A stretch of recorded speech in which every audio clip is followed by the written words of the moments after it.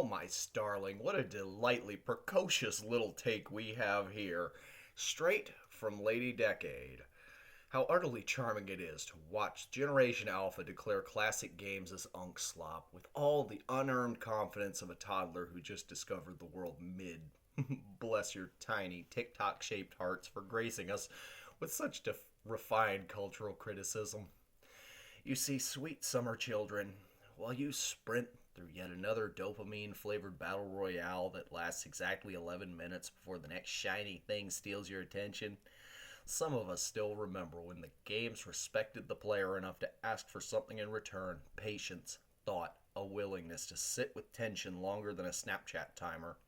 But no, you sweet overstimulated cherubs need your dopamine delivered in microdoses like a hummingbird on Red Bull, or the game immediately discarded as boring. How tragic, and how absolutely modern.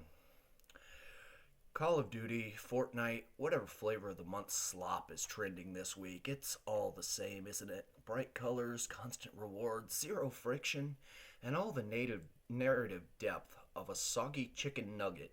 Spawn, shoot, die, repeat. Beautiful simulation of what happens when the attention spans are measured in milliseconds, and every experience must be optimized for maximum engagement with maximum investment.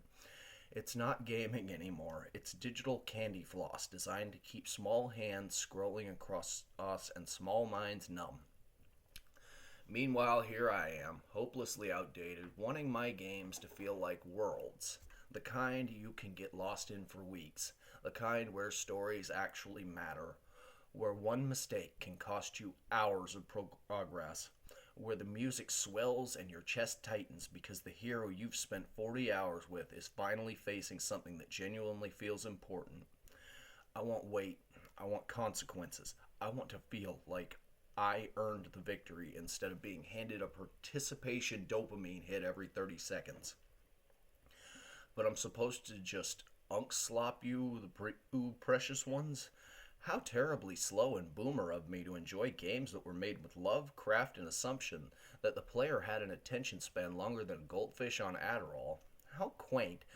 I still find beauty in pixel art masterpieces, in 60-hour Japanese RPGs with actual plots, in single-player campaigns that dare to take your time. Years ago, I stood in front of my mirror. Well, you know what happened. I wanted to be part of something epic, something that endured. And that's why I'll take the slow burn masterpieces, the deliberate pacing, the games that still matter 10, 20, even 30 fucking years later, over your glittering hollow slot machines any day of the week. So please, my precious Zoomlets, do continue explaining how anything older than 2023 is worthless trash for unks and gramps.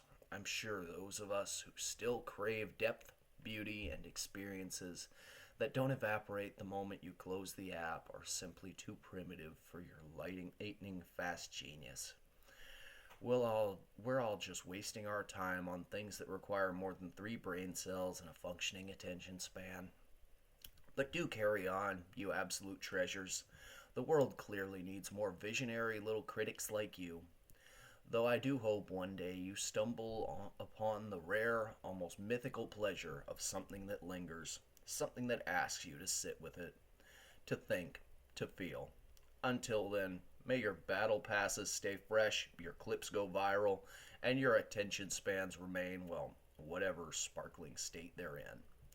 Calvan Leroy Starling, future legend in the creative space, proud connoisseur of things that endure, and apparently one of the last dinosaurs still willing to read a cutscene.